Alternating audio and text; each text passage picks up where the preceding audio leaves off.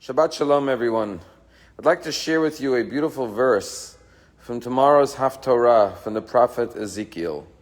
He says, "V'nasati lachem lev chadash." God will grant you a new heart, v'ruach chadasha, and a new spirit. Etem b'kirbechem, I will place within you. V'asirosi et lev ha'even, I will remove the heart of stone, mipsarchem, from your flesh. V'nasati lachem lev basar, and I will give you a heart of flesh. How do we merit to remove the heart of stone and replace it with a heart of flesh? This week's Torah portion tells the story of the golden calf. And it's one of the most troubling stories in the Torah, because we ask ourselves, how can it be that the Jewish people who witnessed the 10 plagues, these supernatural miracles, they witnessed the splitting of the sea, the drowning of their enemies, the Egyptians, in the sea. And then God took them to Mount Sinai and revealed himself and gave them the Torah. And 40 days later, they create a golden calf and worship that golden calf and actually say the words, Eila Elokecha Yisrael, this is the God who took us out of the land of Egypt. How is that possible? How do we understand that? And Moses comes down, he takes the tablets and he throws it on the ground and smashes them. And then he pleads with God for forgiveness, and God grants them a second set of tablets, which our rabbis say was greater and contained more Torah in it than the first set of tablets. And what's the message for each and every one of us? And the answer perhaps is that after the supernatural miracles and victories that the Jewish people experienced, they did reach a very great spiritual plane. But with that came a certain sense of perhaps conceit, arrogance, pride.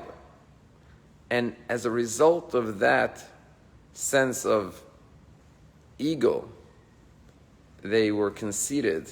And as a result of that, they started to believe in their own powers and were capable of making and worshiping a golden calf. As opposed to the second set of tablets, which came after Moses smashing the first set of tablets, which shattered their haughtiness and broke their pride and arrogance and returned them to a humble state. Then, with that contrition, they were able to receive the second set of tablets that we have maintained as a Jewish people till this very day.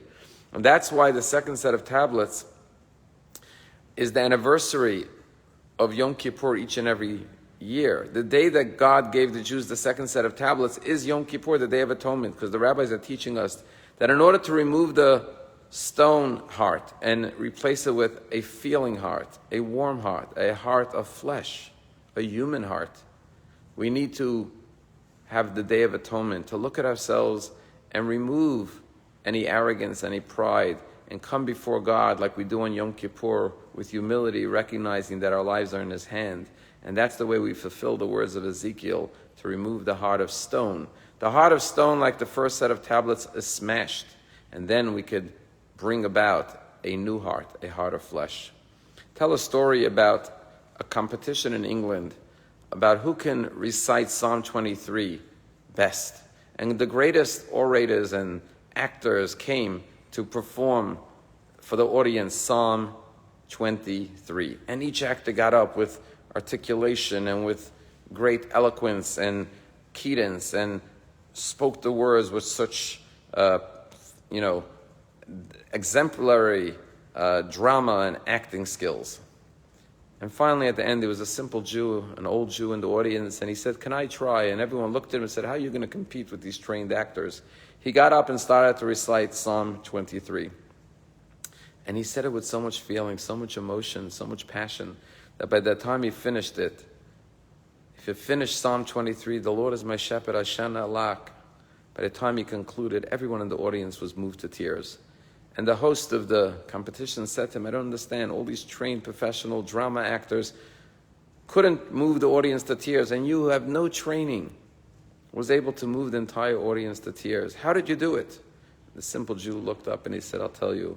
He said, "These actors, these professionals, they know the psalm really well. But I know the shepherd.